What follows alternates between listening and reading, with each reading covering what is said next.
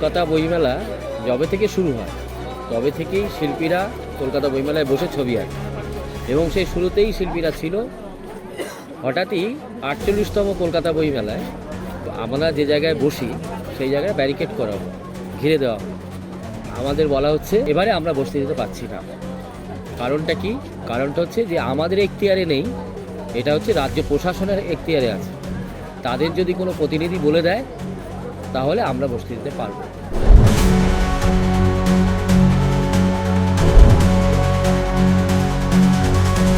মানে 3 দিন হয়ে গেল, এখনো অবধি বইমেলা শুরু হলো, এখনো অবধি আপনাদেরকে আমাদের কোনো রকম আশার আলো দেখাতে হ্যাঁ কোনো রকম আশার আলো দেখাতে পারেনি। এই যে বইমেলার একটা গণতান্ত্রিক পরিসর যে ছিল সেটাকে যে হত্যা করার এই যে একটা চক্রান্ত, এটা একদম পরিষ্কার একটা চক্রান্ত। এবং একটা জিনিস খুব ক্লিয়ার যে চিত্রশিল্পী এবং বই একে অপরের পরিপূরক। চিত্রশিল্পী ছাড়া একটা বই হয় না, একটা অলঙ্করণ থেকে শুরু করে প্রচ্ছদ সবই শিল্পীরা করে। সেই শিল্পীরাই আজকে প্রাপ্ত। তাহলে শিল্পীকে বাইরে রেখে বইমেলা কি পসিবল? কখনো নয়। আজকে সাধারণ মানুষ থেকে শুরু করে বইপ্রেমী যারা আসছে তারা সবাই একটাই কথা, শিল্পীরা কোথায়? শিল্পীরা নেই কেন? তাদের কোশ্চেন এটাই।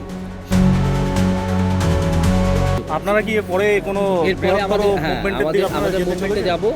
কালকেই আমাদের একটা রয়েছে, সেটা হলো যে আমরা কালকে পোস্টার সহ আমাদের ব্যানার সহ আমরা একটা মিছিল করবো এবং সেক্ষেত্রে আমরা স্লোগান দেবো। স্লোগান মিছিল হবে। ওটা আগামীকাল সরব মিছিল।